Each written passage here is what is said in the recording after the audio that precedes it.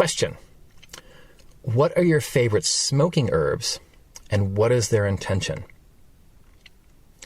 So if we're talking about smoking herbs, it makes sense to at least acknowledge that tobacco is an amazing and powerful plant.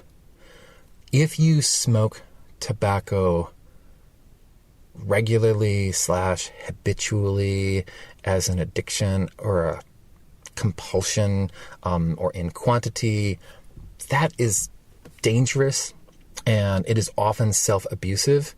And I think it's funny that in our culture, sometimes we talk about tobacco abuse. Even in the mainstream culture, we say like, oh, these people are abusing tobacco. And I'm like, I really like the phrasing of that, because I feel like that kind of use of tobacco is actually an abuse of the tobacco plant as a powerful and sacramental herb.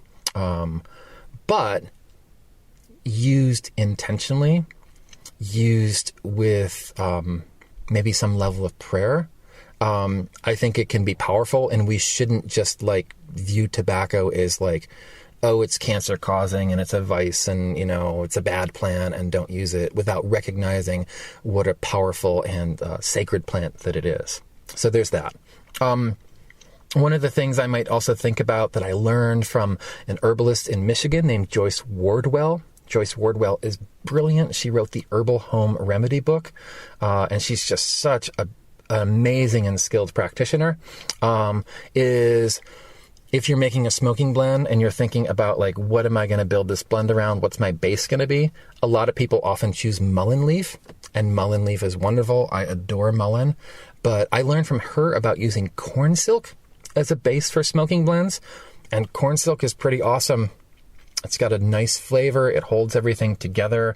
And it's maybe a little bit less harsh than mullein can be. So there's that.